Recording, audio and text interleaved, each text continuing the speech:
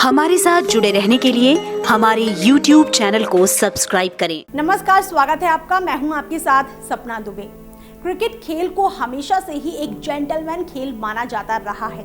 दुनिया भर से खिलाड़ी इस खेल के माध्यम से अपना और अपने देश का नाम रोशन करके सिर्फ पैसा और शोहरत ही नहीं बल्कि इज्जत और नाम भी कमाते हैं। लेकिन पिछले कुछ वर्षों में कुछ ऐसे भी क्रिकेटर्स रहे हैं जिन्होंने अपने करियर के दौरान फिक्सिंग जैसे घिनौने कामों को अंजाम देकर इस खेल को शर्मसार भी किया है।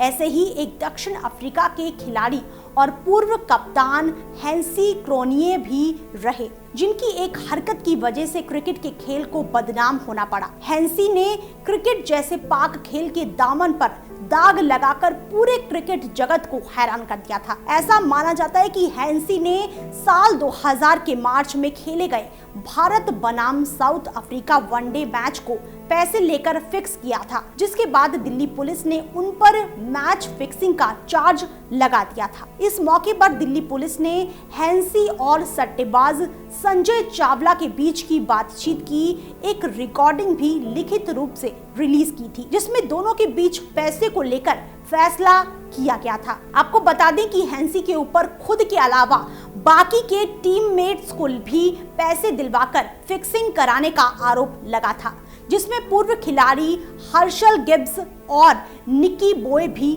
शामिल थे। हालांकि इसी बीच हैंसी ने खुद पर लगे सभी आरोपों को गलत बताते हुए एक प्रेस कॉन्फ्रेंस में बयान दिया था कि मैं ये बात साफ कर देना चाहता हूं कि मैंने कभी भारत में होने वाली किसी भी सीरीज में पैसे नहीं लिए हैं और ना ही किसी भी टीममेट को ऐसा करने के लिए कहा है। लेकिन हैरान करने वाली बात तो ये रही कि इस सीरीज के कुछ दिन बाद ही अप्रैल में हैंसी ने साउथ अफ्रीका क्रिकेट बोर्ड के एमडी के साथ हुई फोन पर बातचीत में इस बात को कबूल कर लिया कि वो भारत के साथ हुई सीरीज में पूरी तरह से ईमानदार नहीं थे। उन्होंने इस दौरान 10 से 15,000 डॉलर्स लेने की भी बात कबूली थी, जिसके बाद हैंसी को सस्पेंड कर दिया गया था और साथ ही साउथ अफ्रीकन बोर्ड ने उसी साल जनवरी में हुई England South Africa test match को लेकर भी हैंसी पर जांच शुरू करने का फैसला लिया। इधर भारतीय सरकार भी इस मामले पर नजरें जमाए हुए थी। उसने हैंसी पर सीबीआई जांच के आदेश दे दिए थे।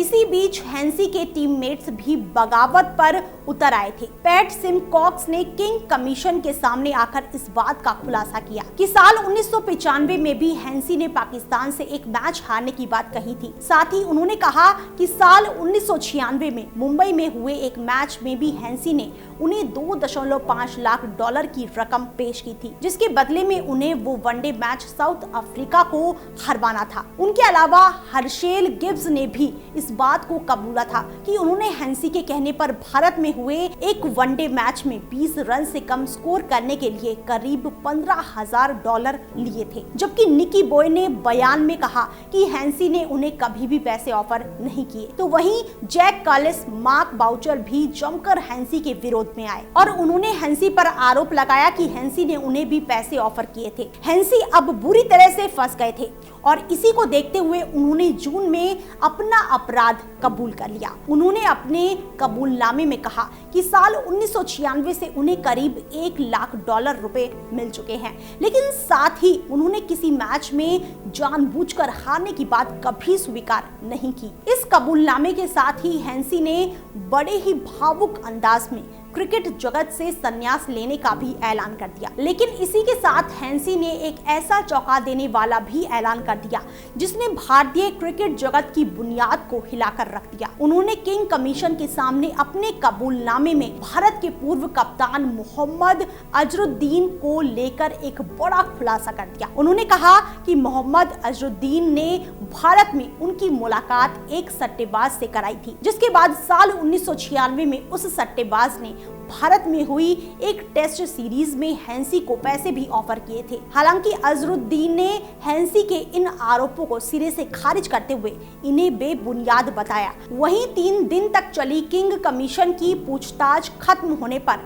हैंसी फफक कर रोने लगे और अपने ऊपर लगे सभी आरोपों को स्वीकार करते हुए कहा कि उन्होंने सट्टेबाजों से पैसे लिए थे क्योंकि उनके देश प्रेम और खेल प्रेम के आगे पैसों का प्यार भारी पड़ गया था। जिसके बाद 11 अक्टूबर को हैंसी क्रॉनिये पर आजीवन प्रतिबंध लगा दिया गया था।